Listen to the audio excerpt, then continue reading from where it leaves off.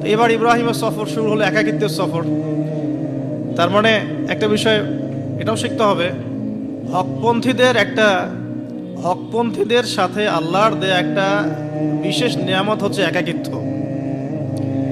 হকপন্থীদের লাইফে আল্লাহ পাকের পক্ষ থেকে একটা বিশেষ অনুগ্রহ হচ্ছে একাকিত্ব। মানে একাকিত্ব কেন নিয়ামত বললাম? কারণ একাকিত্ব মানুষকে আল্লাহ চিনিয়ে দেয়। অনেক আলেম দেখবেন যারা জেল টেল খেটে বের হয়েছেন, তারা সবাই একটা কথা বলবেন, জেলখানায় আমরা আল্লাহকে চিনেছি। সব আলেমরা এই কথা বলে যারা ওখান থেকে বের হয়ে আসে। কারণ একাকিত্ব মানুষকে গভীরভাবে ভাবায়, আল্লাহকে পাওয়ায়, আল্লাহর কাছে দোয়া করতে শেখায়, মানুষকে বোঝায় যে আল্লাহ ছাড়া কেউ নাই সাহায্য করার। তো যারা হকপন্থী হয়, একাকিত্ব তাদের বরণ করতেই হয়। এটা মাথায় রেখে পথ চলতে হবে। ইব্রাহিম আলাইহিস সালাম পথ চলা শুরু করলেন। এবার কি হলো? তিনি কি বাসা থেকে বের হয়ে সেই এলাকা, ওই নমরুদের দেশ ছেড়ে চলে গিয়েছিলেন? উত্তর না। প্রথমে তিনি চলে যান নাই। প্রথমে তিনি ওই সমাজেই থেকেছেন, থেকে দাওয়াত দেওয়ার চেষ্টা করেছেন। তিনি ওই সমাজেই থেকেছেন, থেকে দাওয়াত দেওয়ার চেষ্টা করেন। ঠিক মুহাম্মদ সাল্লাল্লাহু আলাইহি ওয়াসাল্লামের মতো। সমাজের মানুষ যখন নির্যাতন নিপীড়ন করছেন, তিনি কি শুরুতেই সমাজ ছেড়ে বের হয়ে চলে গেছেন? না, 13 বছর দাওয়াত দিয়েছেন। কত বছর? 13 বছর।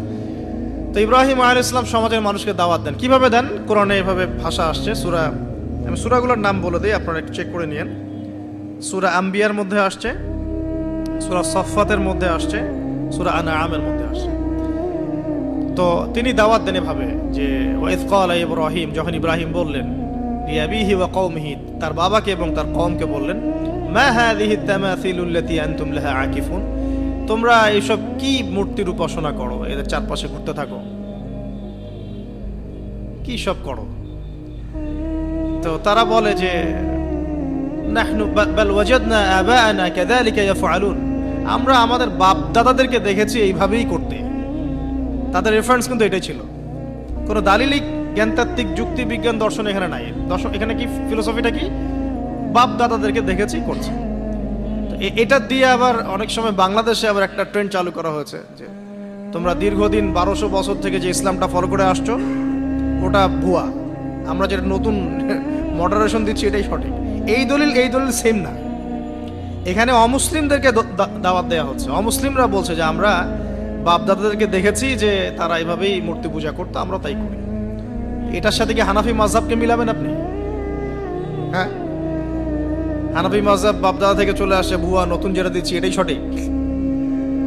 আস্তাগফিরুল্লাহ। তো আমরা হাত চেঞ্জ করাটাকে এখন মনে করি হিন্দু থেকে মুসলমান হইলাম মনে হয়।